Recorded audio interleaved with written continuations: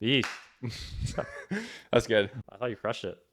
Bro, I have no idea what I just said, but What would you say to someone that, okay, they're, trying to figure out faith now, and, the story like, oh, well, I don't have like a testimony, so maybe I should like go and party or, do whatever I want, like chase the world. yeah, I mean, I think we've been given salvation as a free gift from Jesus through his death on the cross, and like I think that's enough of a salvation story for anyone. I have struggled with the thought that I don't have this crazy like come to Jesus moment where I'm on the road to Damascus and I'm blinded by a light and I wake up and it's like, oh, I should follow Jesus. Like I don't have this crazy story, but I think I've just seen time after time again how it's worth it. As single men, there's not a lot of great examples of single men who are kind of doing it well, Yeah. And so it's always like the pastor who's been married like 30 years, giving marriage advice, or just hang in there, guys. See who's running next to you, With the wife that's way out of their league every time. It's really easy for guys to just kind of go through and just be like, this is what I want. I want them to check this box, this box, this box, this box, and sort of build your woman out. Right.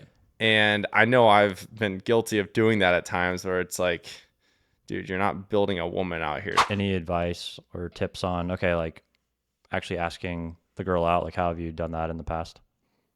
Just fire off a DM on Instagram.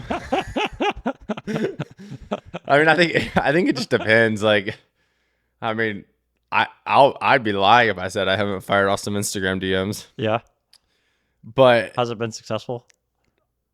I mean, I'm not going to say it's been unsuccessful. Okay. I'm not married, so right. You could judge the level of success based on that. But no, I think, it depends. If you're really close with one of their friends, you can, say, hey, I'm thinking about taking so-and-so on a date. You think they'd say yes? You just got to start doing it. Like whatever it is, or stop doing it, whatever it is. Yeah. And I think we have so much knowledge in our head of what our lives can look like, could look like, should look like. And it's really easy to just kind of keep dreaming and not actually doing. And it's really easy to just operate in the sphere of like, yeah, I should start doing this, and just like do it. Like, what you need to do. Like, what steps you need to take. And I'm a big fan of just like actionable steps. Yeah. And like figuring out actionable steps to accomplish what you're trying to accomplish, and just do them. A buddy of mine was telling me, yeah, like I hate when Christians, have a bad running race, and they're like, it was God's plan. Yeah. It was God's plan. Like it's fine. Like I'm going to do better next time, but this was God's plan for it to happen. And it's like, yeah, like God knew it was going to happen, but like God doesn't just call you to like mediocrity, and like you need to go and whatever you did wrong in that race, like you need to figure that out, and you need to address that for the next race going forward. Complacency and contentment are two different things.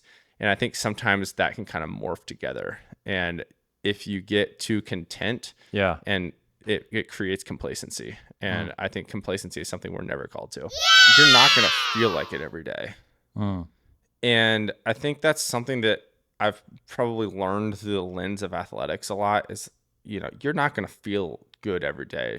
Like I said at the beginning, like it's been like 2 weeks since I felt good, and I'm finally feeling good right now because I'm on a down week. But like, you don't feel good every day. But like in my faith, it's the same way. Like I don't wake up every morning and I'm just like dying to read the Word of God.